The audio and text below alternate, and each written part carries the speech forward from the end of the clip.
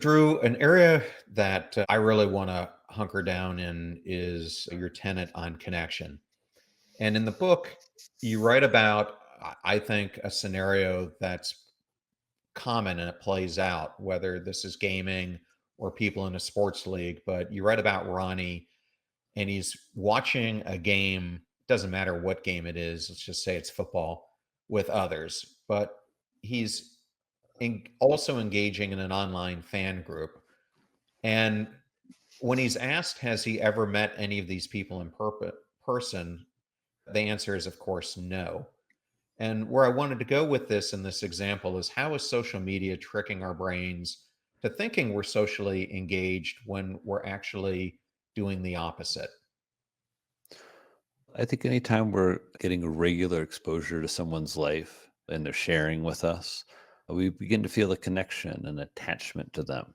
Big work in psychotherapy and in modern mental health is thinking through your attachment and attachment style. As you get close to people, does it make you anxious? Does it make you calm down? Does it make you disorganized?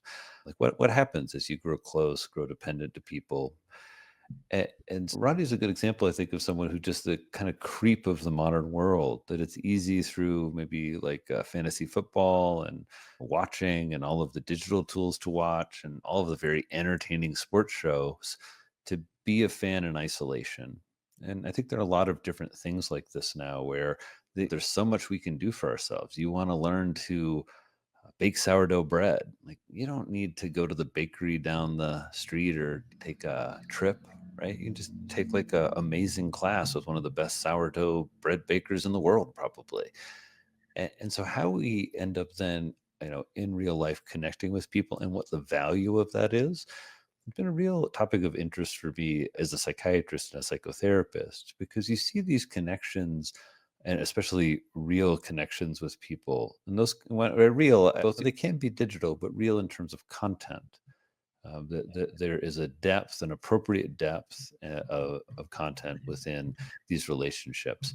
It's just something that a lot of people have struggled with pre-pandemic, and certainly the pandemic made it more challenging for people. So you have this kind of mashup of a new digital environment, a new set of tools to connect, new opportunities to connect. And I see it really on my couch on how it's affected dating, just a different landscape as you're dating now than ever before. And then we want to think again about just the actionables. And also, of course, because it's healing the modern brain, I'm always going to be telling you about neuroplasticity, inflammation, and microbiome in the book. Weird things happen when you isolate. Your microbiome gets less diverse. Huh. Most of the science is like, look, at the end of the day, eat more fermented foods, eat more plants, your microbiome would be more diverse. And that's good. This idea of like specific strands leading to specific health outcomes, that has not been so clear. But the idea that like a social isolation shifts our microbiome is like, huh. Or the idea that inflammatory factors go up when you're more socially isolated and they go down when you spend more time with people. Just like cool stuff. And then I like it because it's also I just posted about connection on my Instagram and I'm sharing a couple moments where I'm really feeling it. Today I posted this video where I'm in this new community. It's a wonderful community, like incredibly interested in mental health, but it's a very intense athletic community. And I was out on this ski track by myself and I got overwhelmed with this feeling of connection, that even though I'm not seeing them all the time, there are all these people in the community that they've been on the same path. I could see their ski tracks right in front of mine. And I was setting down the path for the folks who are going to come after me. And I was thinking, we're all taking in these gorgeous views and just for me, a really nice moment of connection, or the pumpkin sale at our local elementary school where all the kids help unload the pumpkins and you're sitting there with all the other parents.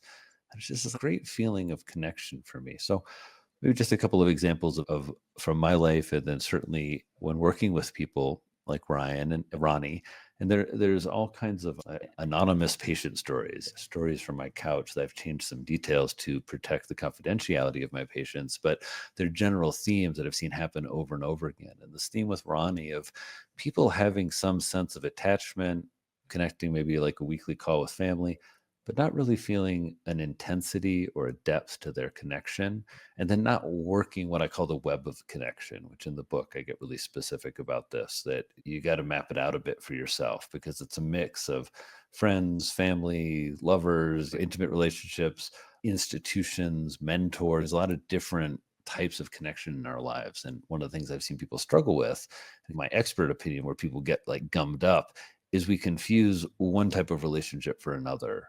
And we're looking to connect to, let's say, an institution and wanting it to serve us in a way that, like, that's a little bit more of what a mentor does, or what a parent or a partner does, or it's not really what institution's going to do for you.